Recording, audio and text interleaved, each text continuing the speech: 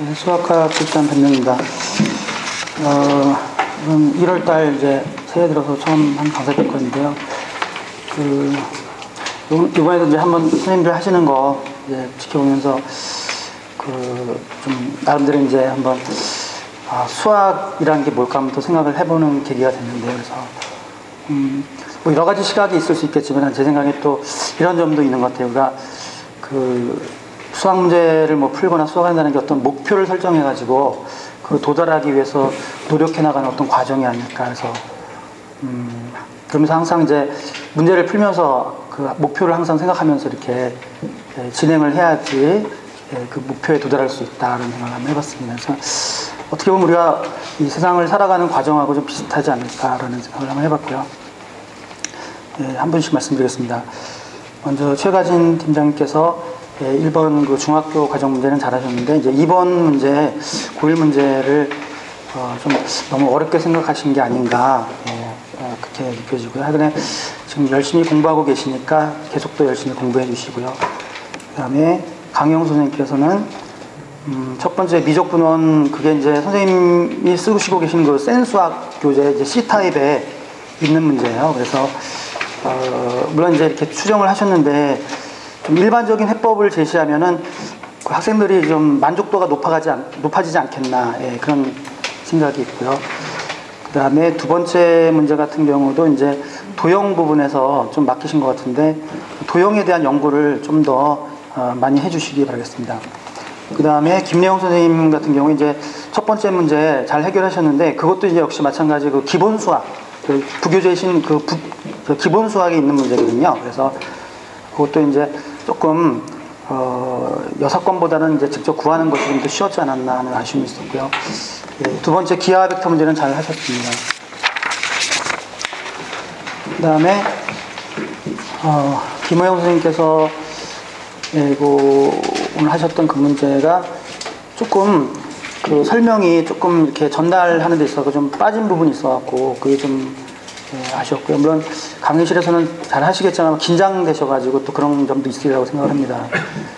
그래서 저는 이렇게 생각해요. 항상 이제 강사로서 우리가 학생들을 가르칠 때 내가 도대체 뭘 빼고 뭘 더할 것인가 그런 걸 선별하는 것도 대단히 중요한 하나의 능력이라고 봅니다. 그러니까 예를 들어서 이제 선생님들이 강의하실 때 보면은 꼭 해야 될 얘기는 안 하고 안 해도 되는 거는 또 장황하게 설명하는 그런 뭔가 앞뒤가 뒤바뀐 것 같은 그런 설명들이 있는데 학생들이 원하는 부분은 그런 건 아니거든요. 그래서 학생들이 원하는 부분은 아무래도 이제 거기서 포인트가 되는 부분이겠죠. 그래서 그런 것에 대해서 좀 더 설명을 빼지 않고 하시는 것이 중요하지 않겠나 싶습니다. 그 다음에 박무영준 선생님께서 첫 번째 문제 좀 선생님 스스로 말씀하셨죠. 약간 너무 불필요한 부분들이 좀 있었던 것이 흠이었고요. 그 다음에 두 번째 문제도 아까 말씀드렸다시피 항상 목표가 무엇인가 그것을 잊으면 안 되죠. 문제를 풀면서 항상 그 생각을 이 머리 한편에서는 그 생각을 하면서 나가야 되는데 그걸 이제 딱 놓치면은 이제 그 길을 잃어버리는 거죠. 그래서 정답에 도달할 수가 없습니다. 그 다음에 유대훈 선생님께서는 잘하셨는데요. 잘하셨는데 아까 말씀드렸다시피 조금 더 간단한 풀이였으면 더 욕심을 부리자면 그렇다고 말씀드릴 수 있겠고요. 윤혜령 선생님께서는 이제 처음 하셨는데 아주 잘 하셨어요. 잘 하셨고 약간 앞부분에 약간의 이제 약간 좀 흠이 있긴 했지만은 아마 처음 하셔갖고 되게 긴장된 자리이기 때문에 아마 그러지 않았을까 하고 어떤 내공의 힘이 좀 느껴지는 시간이었습니다. 그 다음에 임창원 선생님께서는 잘 하셨지만은 조금 야무지게 좀 하셨으면 더 좋지 않겠나 이렇게 좀 야무진 면이 좀 부족하신 저는 그렇게 봤어요. 그래서 좀 야무지게 좀 해주셨으면 좋겠고요. 그 다음에 정성균 선생님께서는 잘 해결하셨는데 좀 더 쉽게 접근하는 방법도 있지 않았을까라고 생각을 합니다. 그래서 좀 약간 어수선한 풀이가 아니었나 생각하고요. 그 다음에 어떤 일반성 부분에 있어서는 우리가 학생들 시각에서 바라보면 될 것 같아요. 학생들이 바라봤을 때 일반적인 풀이, 일반성을 잃지 않는 것은 무엇인가.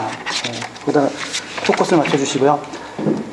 그 다음에 최정 선생님께서는 처음에 이제 매개변수로 하셨는데 그렇게 생각할 수도 있다고 저는 봅니다. 그 문제를 봤을 때. 그렇지만 결국 이제 그것이 좀 너무 이제 어렵게 나가죠. 사실은 굉장히 어렵게 나갑니다. 그래서 저는 이제 방향을 좀 잘 잡아주셨으면 잘했을 텐데 너무 어렵게 생각하신 거 아닌가라는 생각을 했고요.